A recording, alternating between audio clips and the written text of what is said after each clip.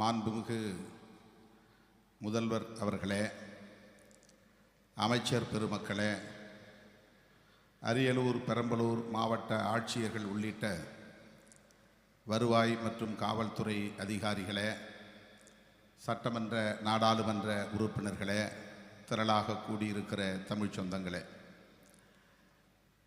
அனைவருக்கும் என்னுடைய பணிவார்ந்த வணக்கத்தை தெரிவித்துக் கொள்கிறேன். நான் நன்றி சொல்வதற்காக உங்கள் முன்னால் நின்று கொண்டிருக்கிறேன். இந்த மண்ணுக்குரியவன், இந்த மாவட்டத்தை சார்ந்தவன் என்கிற முறையில் மக்களின் சார்பில் மாண்புமிகு முதலமைச்சர் அவர்களுக்கு என்னுடைய நெஞ்சார்ந்த நன்றியை உரித்தாக்குகிறேன்.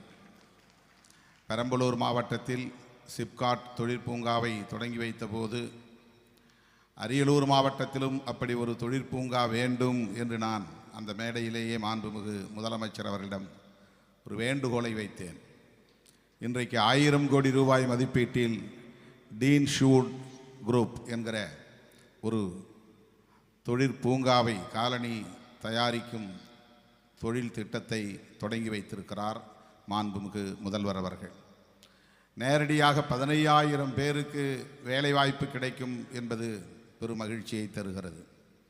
வரலாற்று சிறப்பு வாய்ந்த மாவட்டமாக இது இருந்தாலும் கூட ஒப்பீட்டளவிலே தமிழகத்தில் மிகவும் பின்தங்கிய மாவட்டங்களுள் அரியலூரும் பெரம்பலூரும் என்பதை மாண்புமிகு முதல்வர் அவர்கள் நன்கு அறிவார்கள்.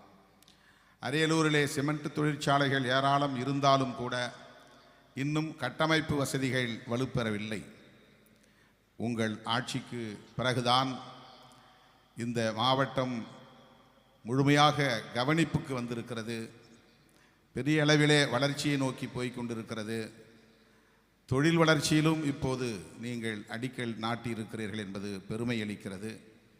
மாண்புமிகு முதல்வர் அவர்களுக்கு நாடாளுமன்ற உறுப்பினர் என்கிற முறையில் அல்ல, இந்த மண்ணின் மைந்தர் என்கிற முறையிலே என்னுடைய நெஞ்சார்ந்த நன்றியை உரித்தாக்கி வாய்ப்புக்கு நன்றி கூறி முடிக்கிறேன். நன்றி, வணக்கம்.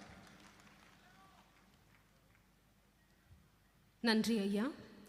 அரியலூர் மாவட்டத்தில் தோராயமாக 10,000க்கும் மேற்பட்ட பழங்குடியினர் வசித்து வருகின்றனர். குறிப்பாக இருளர் சமுதாயத்தை